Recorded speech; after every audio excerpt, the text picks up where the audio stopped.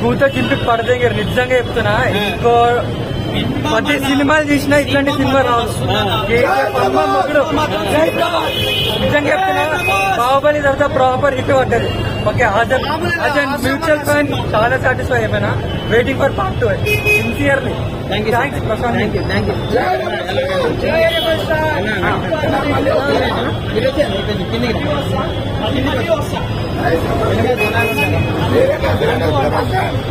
ఇప్పటిదాకా fight scenes అంటే ఒక బోయపాటిని చేస్తాం.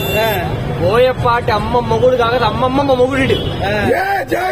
ఏమన్నా ఫైట్ లా అది ఒక ఎలివేషన్ ఇంకేమన్నానా? ఒక్కొక్కసారి బోయపాటిని కూడా మర్చిపోయేంత ఎలివేషన్లు ఉన్నాయి దీంట్లో. కాదు పీజీ చదివినా అర్థం కాదు, మినిమం పీజీ చదివిన అర్థం కాదు. ఒక మాస్ ఎలివేషన్ ఒక కంట్రోల్డ్ గా చేసి క్లైమాక్స్ ట్విస్ట్ మాత్రం ఒకటి ఓన్లీ ప్రశాంత్ నీళ్ళకే సాధ్యం. అది కూడా బ్లాక్ అండ్ వైట్ కి ప్రభాస్ కూడా సాధ్యం. మైండ్ పోతున్నావు. హ్యాండిల్ చేశాడా బానే? ప్రభాస్ హ్యాండిల్ చేశాడా? హ్యాండిల్ ఏందన్నా ప్రాపర్ గా రాజమౌళుడు వాళ్ళ నిజంగా ప్రాపర్ చెప్తున్నా. రాజమౌళుడు వాళ్ళ ప్రశాంత్ నీళ్ళు ఒక కట్అవుట్ బాడీ సరిపోవట్లా, ముందు ఆ స్క్రీన్ సరిపోవట్లా.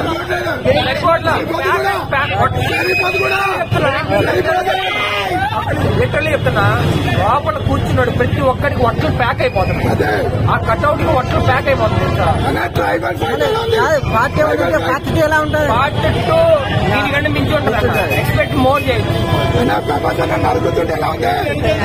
నడుకుడు కాదన్నా, ఇంగుడు